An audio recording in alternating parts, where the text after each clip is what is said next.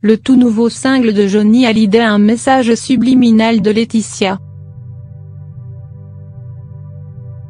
Bientôt 1 an que Johnny Hallyday est décédé après une longue bataille contre la maladie.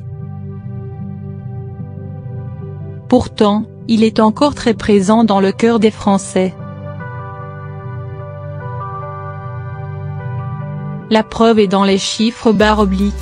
Son album posthume Mon pays c'est l'amour a battu tous les records, fait un meilleur démarrage que 100%. Le disque écrit par David Hallyday pour son père et a déjà dépassé le 1 million d'exemplaires vendus avant même les fêtes de Noël.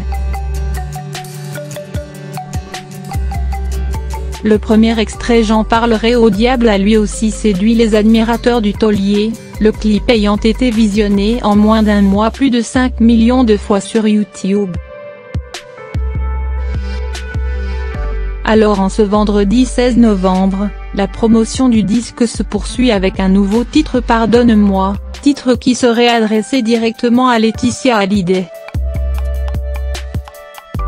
Il faut dire que les paroles sont à fleur de peau, à l'image d'un homme qui au crépuscule de sa vie désire faire son culpa.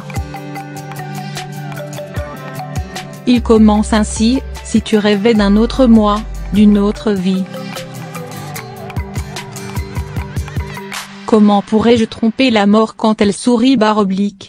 Encore une fois, encore une nuit. Pardonne-moi.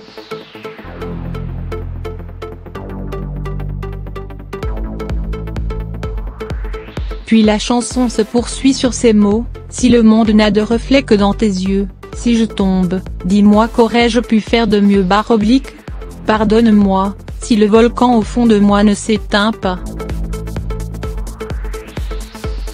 Si la fureur des souvenirs ne revient pas.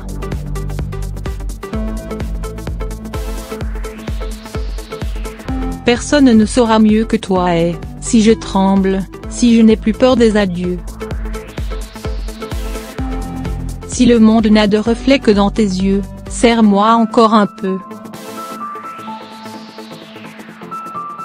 Ce nouvel extrait est une chanson intense et nostalgique, mais aussi une musique aux accents de rédemption. C'est également une façon pour Laetitia de faire passer un message aux enfants aînés de Johnny. En sortant cette chanson, l'épouse du rocker se place comme celle que Johnny aimait plus que tout, celle dont il souhaitait se faire pardonner avant de mourir. Une manière donc pour Laetitia de répondre à David et Laura qui veulent bloquer à tout prix les royalties du dernier disque de leur père. Pour cela, leurs avocats ont fait reporter l'audience prévue le 30 novembre au tribunal de grande instance de Nanterre au 22 mars prochain pour que le trust américain, véritable coffre-fort de l'autre côté de l'Atlantique, soit pris en compte dans cette affaire. Une tension palpable qui montre bien qu'un accord entre les deux parties ne semble aujourd'hui plus être d'actualité.